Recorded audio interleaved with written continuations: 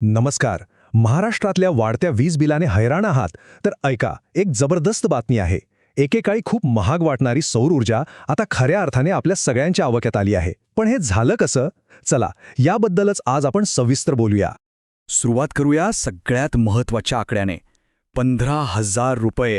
हो, अगदी बरोबर ऐकलं. नवीन सौर ऊर्जा पॅनल बसवण्याच्या खर्चात थेट 15,000 रुपयांची बचत होणार आहे. विचार करा, या एका बदलामुळे हजारो कुटुंबांचं बजेट आता नियंत्रणात येऊ शकतं. आता ही बचत होणार कशी? गणित अगदी सोपं आहे. बघा, पूर्वी 1 किलोवॉट क्षमतेच्या रूफटॉप सोलार प्रकल्पाला साधारणपणे 60,000 रुपये खर्च यायचा. पण आता नवीन दरांनुसार तोच प्रकल्प फक्त 45,450 रुपयामध्ये बसवता येतोय. म्हणजे किमतीतली ही थेट घट बचतीचं मूळ कारण आहे.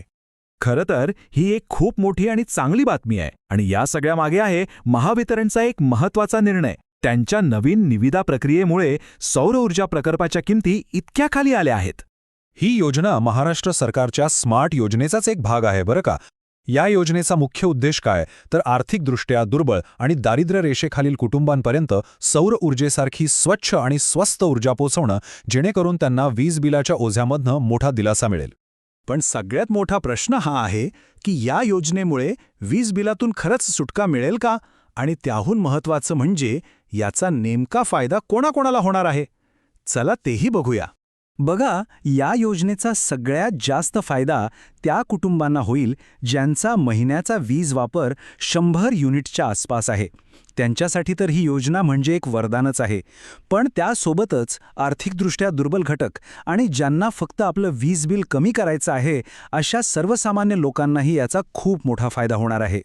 चला, आता जरा या योजनेचं गणित समजून घेऊ. म्हणजे एकूण खर्च किती, सरकारी मदत किती मिळणार आणि शेवटी आपल्या खिशातनं नक्की किती जाणार.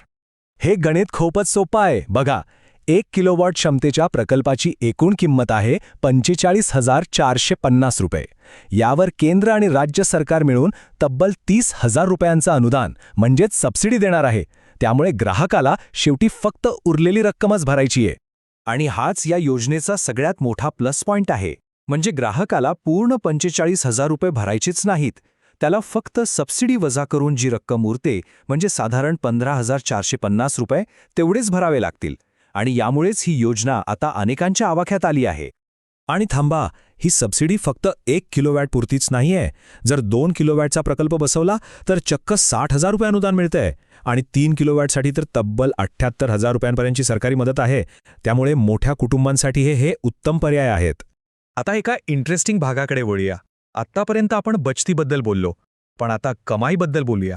हो, सौर ऊर्जेमुळे फक्त वीज बिल कमी होत नाही, तर ते शून्य होऊन चक्क कमाईसुद्धा होऊ शकते. बघूया तरी हे कसं घडतं. हे बघा, 1 किलोवॉट क्षमतेचा सौर ऊर्जा प्रकल्प महिन्याला साधारणपणे 120 युनिट वीज तयार करतो. आणि एका सामान्य कुटुंबाचा महिन्याचा सरासरी वापर किती असतो? तर 100 युनिटच्या आसपास. म्हणजे गरजेपेक्षा जास्त वीज निर्माण होते. आणि याचा परिणाम काय होतो?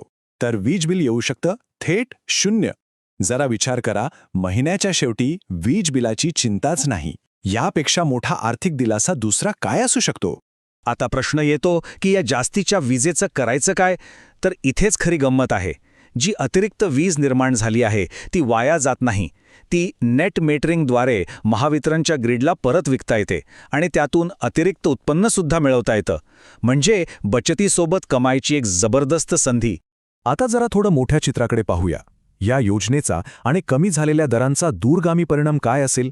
आपल्या देशात सौर ऊर्जेचं भविष्य कसं दिसतंय? थोडक्यात सांगायचं तर या निर्णयाचा सगळ्यात मोठा परिणाम हा आहे की सौर ऊर्जा आता काही निवडक श्रीमंत लोकांसाठी राहिलेली नाही, तर ती खऱ्या अर्थाने सर्वांसाठीच परवडणारी झाली आहे.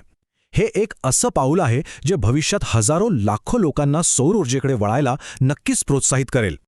तर आजच्या ह्या सगळ्या माहितीनंतर एक प्रश्न स्वतःला नक्कीच विचारायला हवा. जे घराचं छप्पर आजपर्यंत फक्त ऊन पावसापासून संरक्षण देत आलं, तेच छप्पर आता पैसे वाचवून कमाईचं साधन बनू शकतं का? यावर नक्कीच विचार करायला हवा.